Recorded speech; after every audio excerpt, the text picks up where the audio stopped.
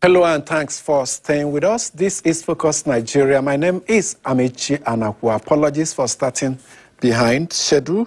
History was made on Tuesday when the Enugu State Electricity Regulatory Commission assumed full regulatory oversight of Enugu electricity market. This means that the state regulatory agency is now the sole body regulating electricity in the state, including generation, distribution, and transmission.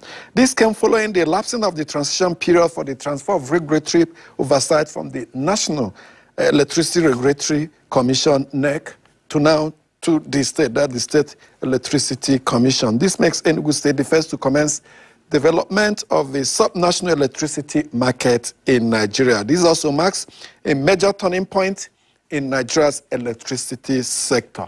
Very big turning point, decentralization of electricity in Nigeria, and of course, breaking of the monopolies enjoyed by the distribution company, even the transmission company. In the first part of our discourse, we shall examine these and implications for the Nigeria electricity industry. My guest would be the chairman of Enugu State Electricity Commission, Chijioke Okonkwo.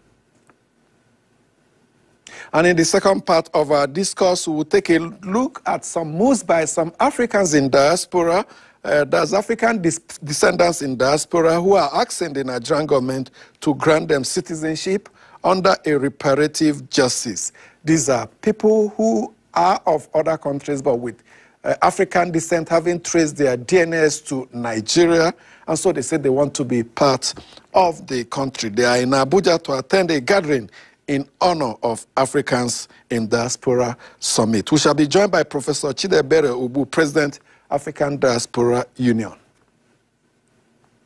But before all this, let's quickly update you with the big issues in the news. And PDP governors, they met late Tuesday night and decided that the party's National Executive Committee meeting, which was scheduled for Thursday, October 24, has been moved to November 28. And the chairman of PDP Governors Forum, Governor of Bauchi State, Bala Mohammed, provides reasons.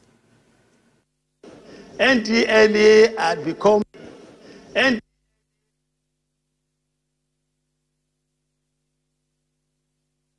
Governor of Bauchi State, Bala Mohammed, speaking after PDP governors' meeting that held in Abuja yesterday, says the much-awaited National Executive Committee meeting of the party that was supposed to hold on Thursday, that should be tomorrow, has now been shifted. We'll give you that sound in the course of this program. Apologies for the mix-up. And that takes us straight to former President Olusegun Obasanjo. Why the Southwest agenda has been resort to regionalism in Nigeria. They are of the belief that it was the time the country had its best moments from 1960 to 66 before the military intervention. Former President Obasanjo holds a contrary opinion. He believes that the problems of Nigeria were caused during the time the country practiced regionalism and insists nationalism is the one that suits Nigeria and must be implemented. He spoke when the League of Northern Democrats, led by former governor of Kano State, Ibrahim Shekarau, paid him a visit in his residence in Lagos.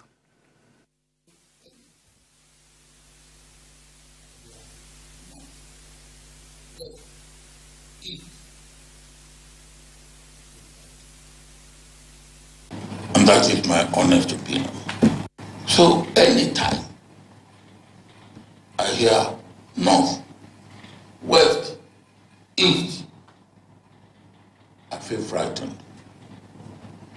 And that is my honest opinion. Because one of the things that has led us to where we are today, and we haven't got out of it, is regionalism.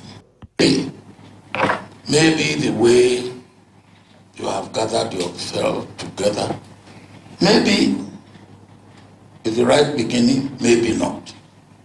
I don't know. I will say this to you. When you have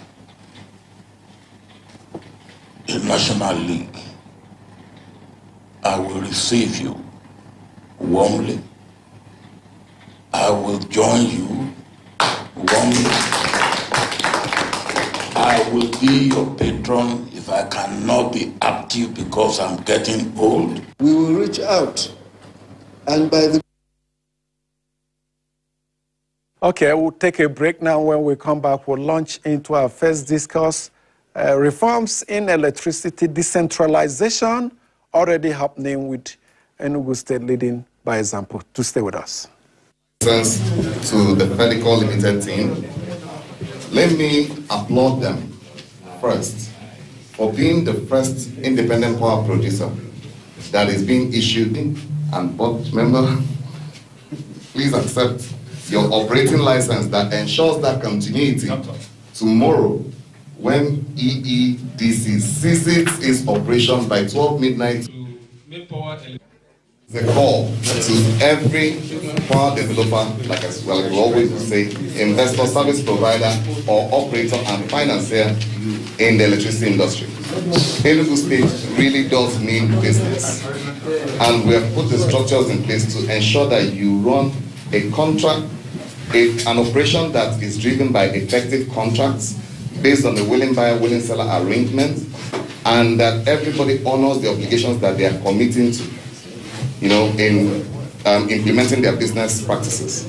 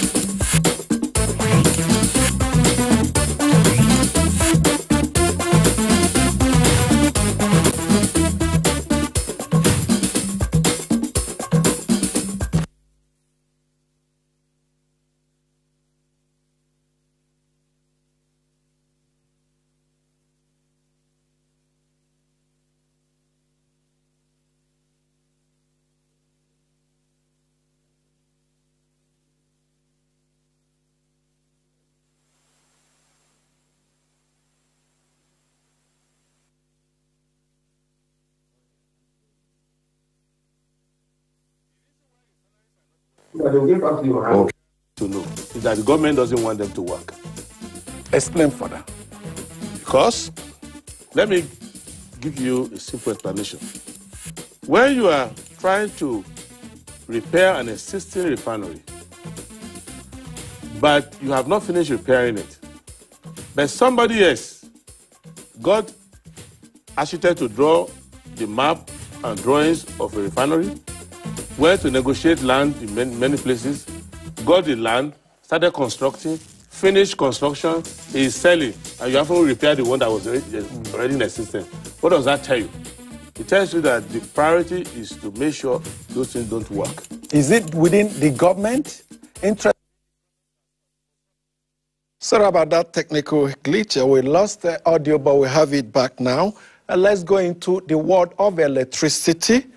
Some reforms, significant developments taking place in Nigeria, a state in the country for the first time getting the rights to regulate electricity in the state. So by implications, breaking already existing monopolies and giving consumers choice. Chijioke Okonkwo is the chairman of Enugu Electricity Commission, and he joins us virtually. Thank you so much for joining us, Chijioke. It's a pleasure to be here. Thank you very much, Dr. Amechi. Okay, I'm one of those that have campaigned for deregulation of the electricity sector in such a way that monopolies enjoyed over generation, distribution, and even transmission will be broken. With the amendment of our constitution and the passage of the Enabling Act, we have seen the pathway for that. But now Enugu State has taken the lead by assuming control of regulation of electricity in its territory. Now, let's get your opening statement as to the wider implications of what happened yesterday, Enugu State getting that authority to regulate electricity in this jurisdiction and NEC, the National Electricity Regulatory Commission, pulling back? So for us, yesterday was a very big day in Enugu State because it's the beginning of a journey that we believe would culminate to the improvement in service delivery to the citizens of Enugu State of electricity services. Now, for us, it wasn't just taking control of the regulatory oversight from there, no, but it was also consolidated by the issuance of the first subnational distribution license and the very first generation license to an operator who has seen the benefits of investing within the state to increase our generation capacity. I mean, prior to now, we were actually focused on how to increase what is being supplied to the citizens within the state. We are only taking approximately 70 megawatts of the 4,000 that is generated across the nation. Now, to say that that is satisfactory for the citizens of Enugu State would be lying to ourselves. We cannot industrialize on just 70 megawatts. So the opportunity that the Electricity Act presented and the initiative that has been taken by this administration under the leadership of His Excellency Dr. Peter Ndubuisi opened up the opportunity for other players to come into the electricity space in Enugu State to carry out their electricity businesses. Now we can play in the value chain of generation, transmission, distribution, retailing, metering, and other electricity services that we can think of. So this opportunity is one that opens up employment opportunities. It opens up an opportunity where contracts are effective based on willing buyer, willing seller arrangements, and it is honored that people are able to pay their bills, consumers are able to get efficient service, efficient and reliable service from their service providers that is sustainable. We do not want it to just be something that starts and stops in the short term. No, it has to be sustainable. It has to be able to stand the test of time. And this administration has taken time to consolidate what we're doing today with a law. That law empowers players to come into our space to play. And for the long term, we have put in place regulations that enables this business to thrive without government interference. Regulations that licenses operators, regulations that ensures that the tariff they are going to charge is the right tariff. Right tariff in the sense that it pays 100% for the services being delivered. And we are hoping that investors are coming in to invest in Naira so that they are not affected by the fluctuating FX changes. And at least as much as we have to deal with the national challenges of inflation, we hope that their business will be sustainable and that what we're doing in Enugu will initiate that starting point for the evolution that we expect to see in the power sector as other states also take that initiative. Yes, absolutely. There are many other states on the path of where you have got into, Oyo, Edo, name them. Yes. Now, what will it mean for electricity sector in Nigeria? NEC in Abuja being, of course, a wing of his responsibilities at the state level. I said earlier, decentralization of electricity in Nigeria has just begun. Oh, yes, I mean, you can say that again. And this time around, it has just begun because the states are no longer taking a back seat and leaving everything to the federal government. They are complementing what is happening at the national level by creating that enabling environment to generate their own power and supply to their own citizens in a way that creates that synergy by also being able to take power off the grid. So imagine where you have a consolidated market where services are being delivered efficiently and within the expectations of the consumers. I mean, people can start up businesses and know that, yes, I can use electricity for this period of time, where people can actually control their consumption. You know, so yes, we see this as an evolution that will turn around the economic landscape in Enugu. There will be options now, no doubt. There will be options for the consumer. If you license other producers, generators, that transmit and distribute, that means at a point, a consumer may have a choice of 3 or 4 service providers to choose from, just as we're having with our telecoms. Well, that would be the job of the retailing companies, yes, because they actually can sign power purchase agreements. In fact, with the institution of competition, when the market has fully been developed, we see that even the service providers will try to keep their costs down to still stay competitive, to still be in a position to sell their products to their off-takers. And the beauty about this is that we are opening up locations that do not even have access to electricity for their citizens or communities or for their customers. And this number has already been identified. These communities have been identified. 36% of citizens within Enugu State do not have access to electricity services. So we can take advantage of, imagine moving communities from 0 electricity services to 8 hours. That is a significant difference. While we actually now look at the hybrid system that can take care of the night time when the sun has gone down. And we are putting in place strategies that support this growth and development. Strategies that make it easier and cheaper to deliver this service to the customers. Because at the end of the day, the investment that will be made by these investors or developers would have to be recovered. So the state is supporting a homegrown solution where communities can even protect the investment that has been made within their localities and be a part of that process of developing the infrastructure, you know, in having electricity services delivered within their space, for their own use. So we're not looking at having a 500 megawatt solution or 1,000 megawatt solution. By all means, bring it on board, but connect it to the grid. However, when we have pockets of generation, 5 megawatts, 10 megawatts, 15, 20, 30, 50 megawatts, scattered across the various communities within the state and integrated into a medium voltage distribution network. I mean, it means that every location would almost have a power plant that is providing immediate service to it. And if that power plant should have it should go down at any particular point in time, they can take energy from another power plant. Now, and deliver to their customers. In terms of the national grid, I was just reading a report. It collapsed over 100 times within a space of 10 years and all that. How soon, or is the Enugu Electricity Commission thinking of establishing its own grid, alternative grids to the national grid? So we have the option of doing so. I mean, the law provides for us to probably expand on our own internal grid network, but it has to be within the state. Yeah, within the jurisdiction. We're not limiting ourselves to playing just within the distribution network. No.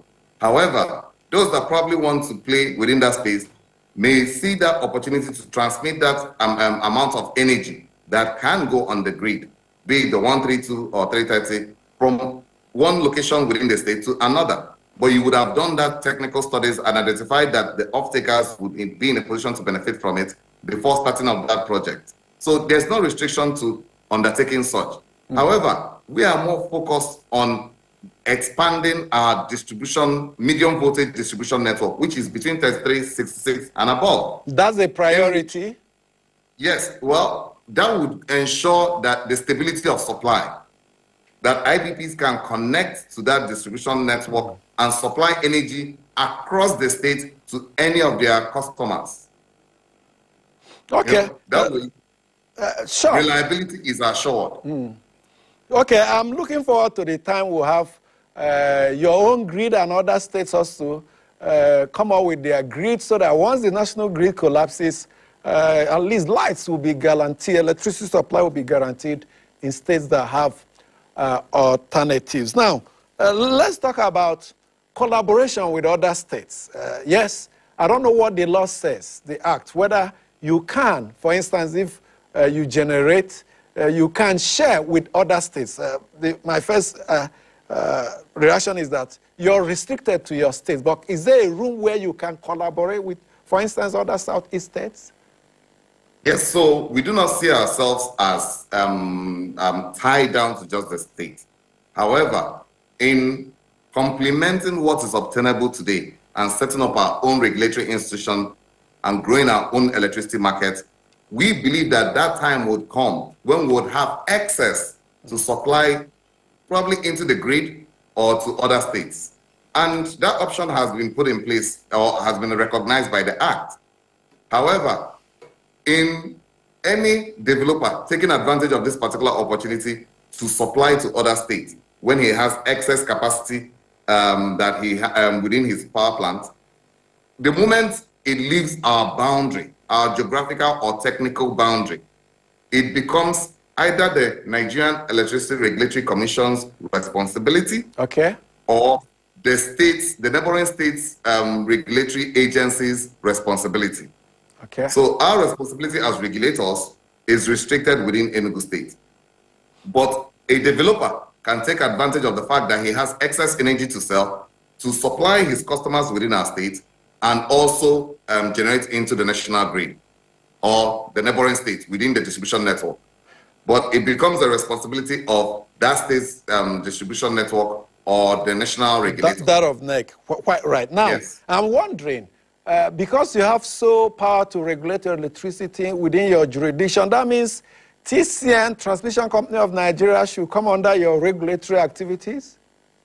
No, that is where we feel, where we know them, that is where we identify the boundaries, our boundaries and the national arrangements boundaries. Okay. So TCN supplies and midwives over the wholesale electricity market.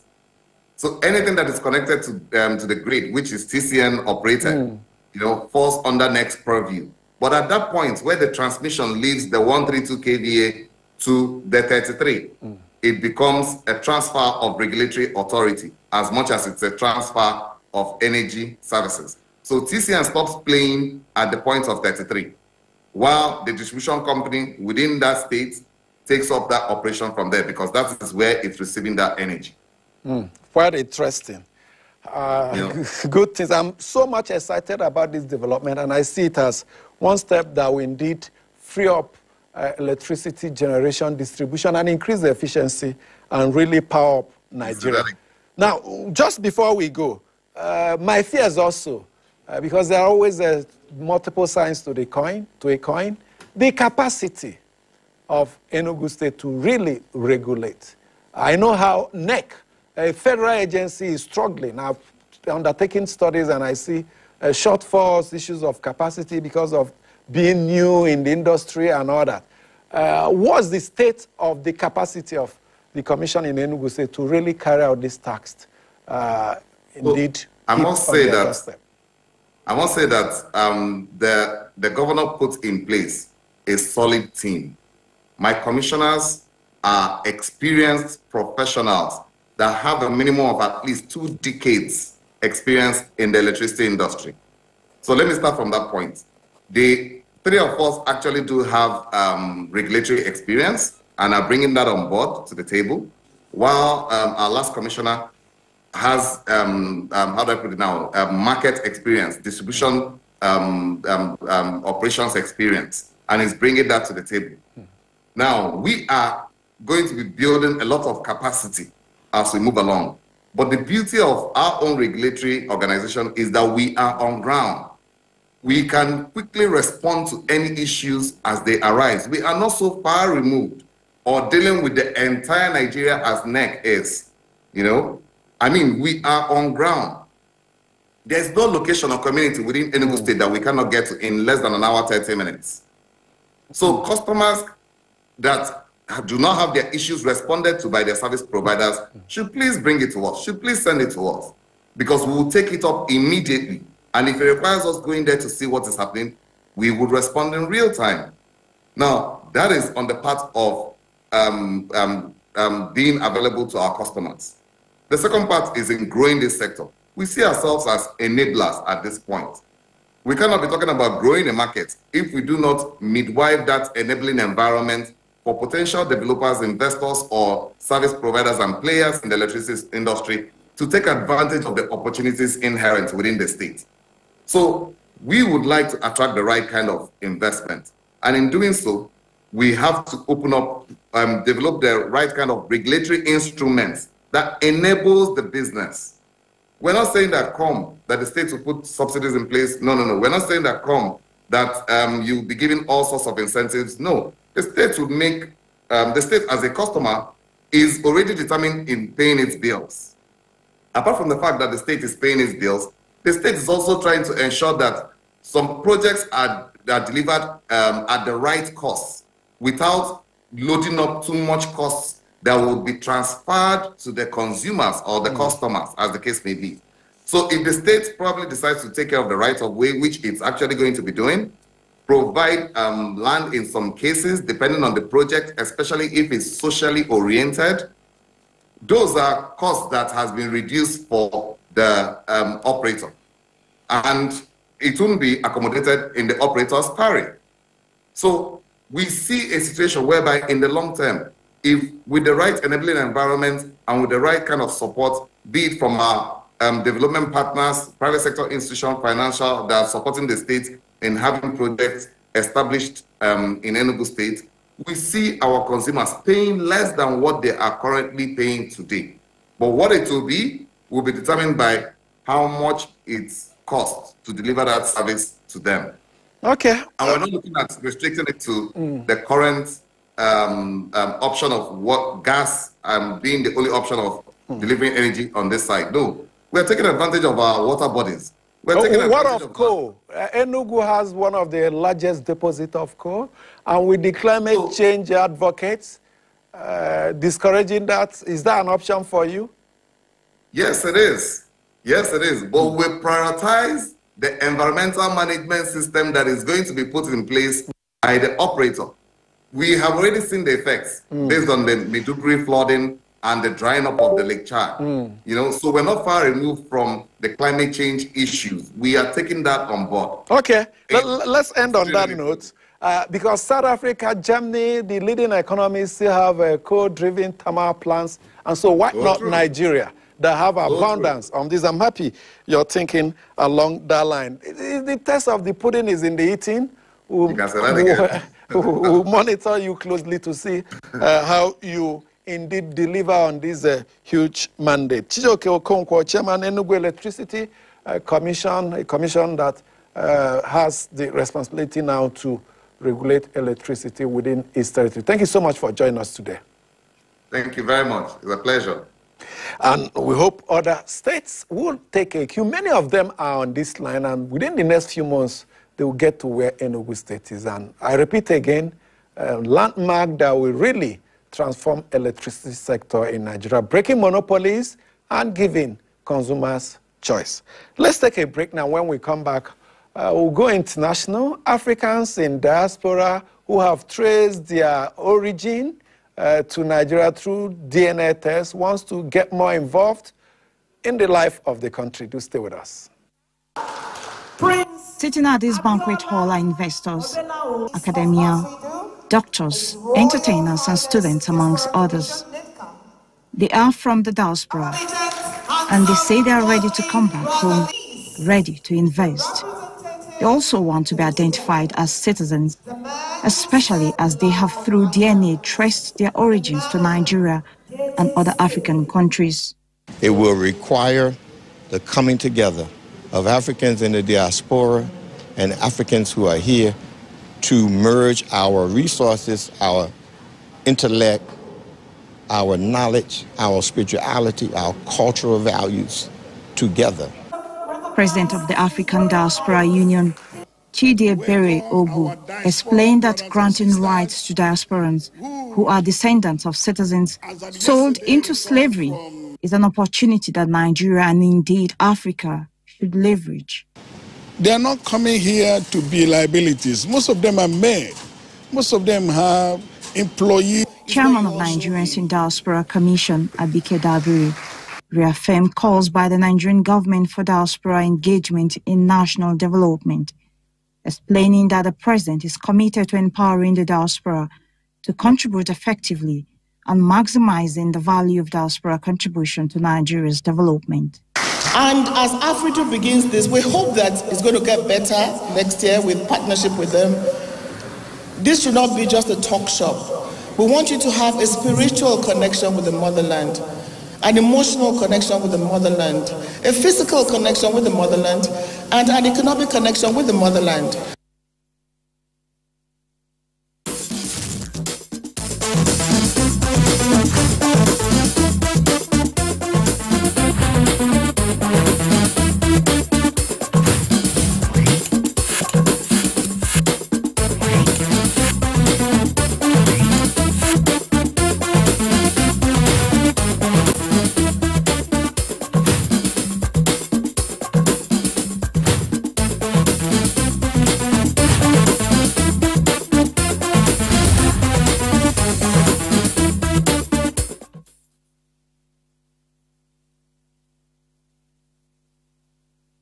you so much for staying with us. Let's kick straight into our second discuss. Professor Chidebere Obu, President, African Diaspora Union, joins me now. As many Africans in diaspora are going back home, thank you so much for joining us today. Thank you.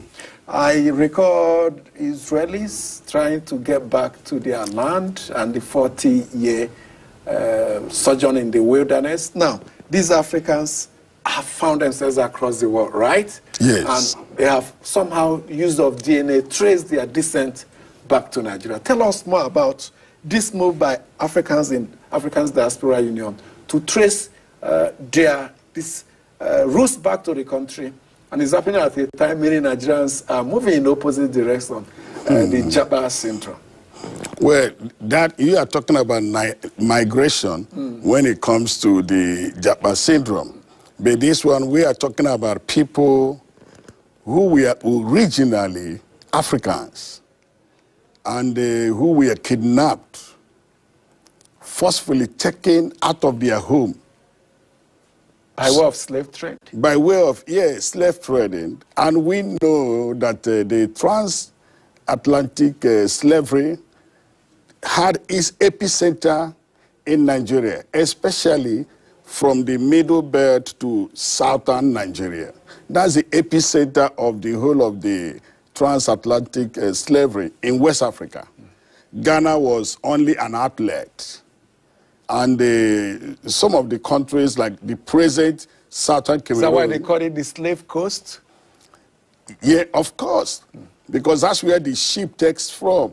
And that's they why aggregate from various parts of the Atlantic coast and keep them exactly to the coast from in Ghana? the southern Cameroon, which was informal eastern Nigeria, and the whole of the present Republic of Benin, some Togo, and some, the whole of them, they ship them. You could see in the Bayelsa, there are some areas in Bayelsa, you see that they were like a door of no return.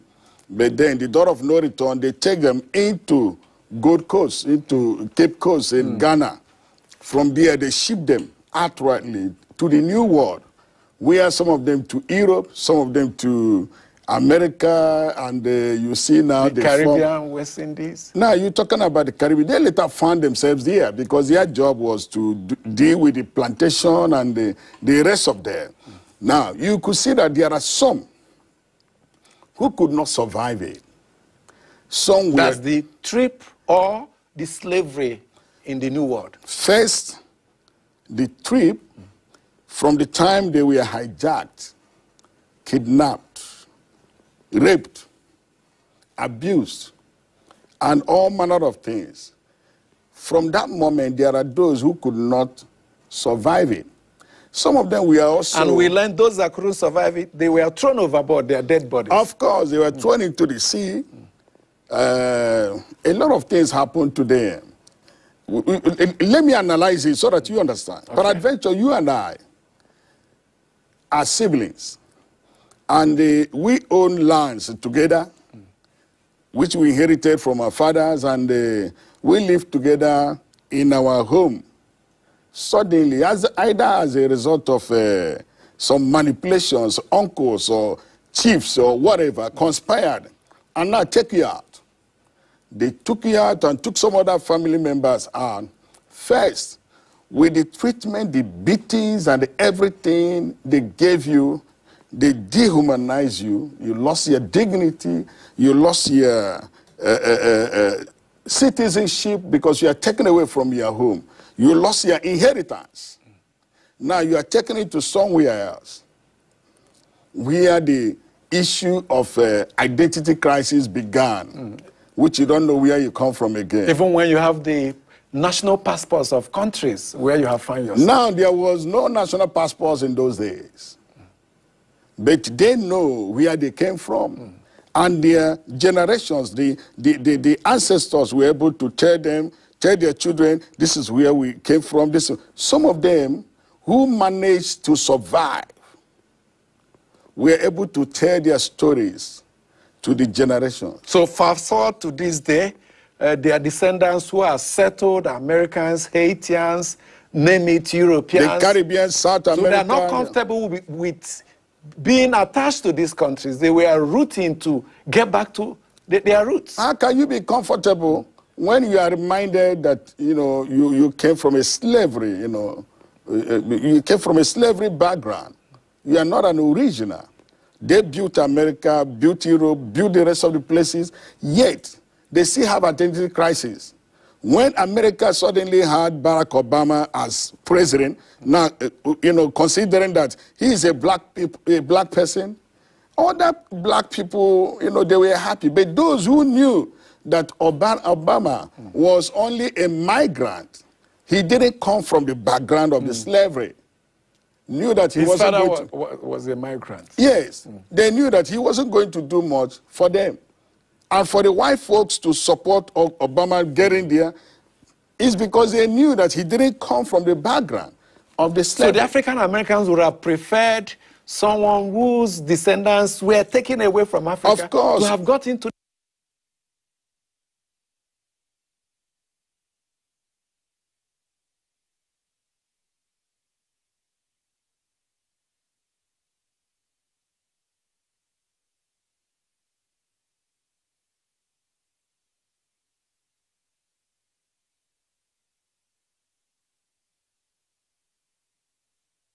Africans who owned the land with them before, but they were taken out. There's some of us down here now. Yes. Now, sometimes they invite them for, come and invest in our land, come and invest in this one and everything. And they don't look at how they be them to come into a land that should have belonged to all of them. So it should have been come and invest in your homeland. Of course, first of all, that's why they are clamoring for. First of all, take us in as citizens, not as tourists. That's the demand the union is making on the Nigerian government now. Of now, course. how did they get to find out? I know it's through DNA, but provide further information on that. How did they get to find out that they were originally from Nigeria? Okay, first of all, there are those of them who, when you meet them, you realize they say, no, our grandfather told us we are from here, and we've gone to do our DNA test. This one told us we are from here, we've gone to do. In 2019, when the president of Ghana declared 2019 as the year of the return of the diaspora, I was privileged to be there. And I happened to be the one that did the opening prayer on the wall of the return. Now, we had all the, all the discussions and the, interface with all of them. The Ghana people, we are telling them, every black person comes from Ghana. Every that was diaspora. Not the right narrative. That was a very wrong one, because we know it was wrong, and I oppose it. And that was when I began to, send in official proposal, and later a report I got to, Honorable Dr. Abike Dabiri. By then, she was an advisor to Buhari on diaspora matters. But then she didn't understand what we were working on. So until this time. So we began to say, okay, let African Diaspora Union 5 days on their own. Maybe, or peradventure, the Nigerian government will come to understand. So, and moreover, Nigerian government being the big brother for Africans and the black nations, it will be worthwhile that they will be amongst, because already there are other African countries, in the Republic of Benin, Rwanda, and some of them, that has passed, a bill to receive these African descendants into their countries as citizens. So what stops Nigeria from doing that? Where are we towards that regard? Well, yesterday we had we paid a courtesy visit at the National Assembly. Some of our leaders from the US and everything, who are also the African descendants, we paid a courtesy visit to Senator Ned Nwoke and Senator, and Senator Ume, who is Ume. Yes, Ume is the chairman committee of the diaspora, the committee, and which is the Ned himself is the chairman on reparations. So to discuss, and we asked them to push a bill to enable the African descendants to be welcomed back as home citizens. as citizens. So why not as Nigerians are tourists. craving for second passports? British passport, US passport, Canadian passports. Africans in diaspora who have these passports are also craving for Nigerian passports. I will tell you something. Most people do not understand the strategic position of Nigeria. Now people are saying all manner of things that Nigeria is finished, Nigeria is, you know, they don't know that Nigeria is being cooked on the ground. I'm sorry, may I use this analysis? Like the scripture will always say, until a seed falls to the ground and dies, that's when it will germinate and grows to, you know, bring up fruits. Nigeria is a seed that is known that is going to become one of the superpowers globally. But it had just fallen on the ground and died. And when a seed dies, that's when you sow it. It appears nothing is happening, but something is happening underground. So Nigeria is still cooking underground because something will surely happen. People want Nigerian passport. Americans, Canadians, Europeans, Caribbeans, South Americans, people are proud to be Nigerians. And when they go, they tell you this, you know, African people, even if they might trace their route to Republic of Benin or Togo or whatever, they say, no, no, no, I'm a Nigerian. How verifiable are these DNA tracks? Because the government may be wary of, we can't throw our doors and begin to issue passport to every Tom, Dick, and Harry. I would tell you, see, when you go for DNA tests, even some of Nigerians who do the Japa syndrome, some of them going to Canada, going to US and everything. All of them do DNA. Now they have their family members. Ended up doing DNA tests. And sometimes you find out that whoever you think that is your father is not your father. So it's the same DNA that even the current scientific and the technology now could trace you to say, I found my DNA, I've been able to do it, I'm from Nigeria. In fact, I saw that I'm a Yoruba. So disease can be traced. Some of them have their disease handy. Yes, some of the celebrities in US have said openly, we are from Nigeria. Exactly. And even going down to be a bit specific. Exactly. So what roles, how should the Nigerian government harness all this? You appear to be taking the initiative to say, we want to come back. What more can the government do? And when you come back and get this passport, how can you contribute to national development? These guys are scientists. These guys are experts, investors. These guys are everything in technology. They built the United States. They built the Canada, built Europe, built everywhere. They are the ones who wants to come back. They want to replicate what they did there. And I know that if the Nigerian government would be able to understand the roles these guys are going to play. Beyond the Nigerian Diaspora Commission, beyond what they are doing? The Nigerian Diaspora Commission focuses on Nigerians in diaspora. Initially, that's what it looks like, as if it's a conflict. No, these are Africans in diaspora. Nigerians that migrated. Nigerians that migrated diaspora. Into the diaspora. This one is different. This one is different. This one is only focusing on the African descendants, not even Africans that migrated. Yeah. The African descendants who found out many years, 400, 500, we call them historic African diasporas. So it's a quite different thing. But the government said we will collaborate. Which one do you belong to? Is that the African descendants or Nigerians in diaspora? No, it's the African descendants.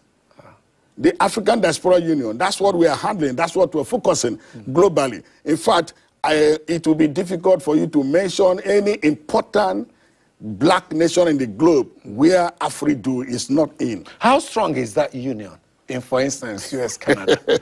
Because I know what the Jewish lobby groups' interest does in America's both domestic and foreign policy. The Israel, you say, we have an ambassador, Afridu ambassador in Israel, who is in charge of Middle East. We have the one who is in charge, US, Canada.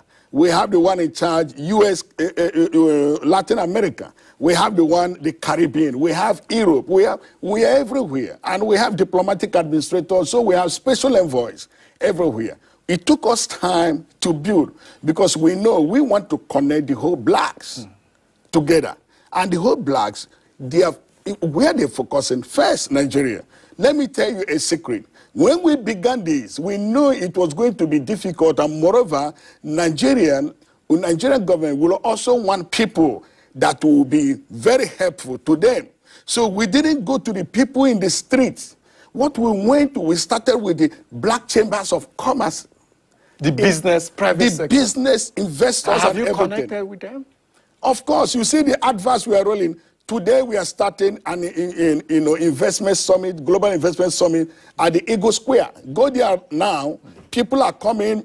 Many chambers of commerce across Nigeria registered, and they all flew in because they saw we are connected. But in America, Canada, and the rest of them, you see our adverts because their leaders are here.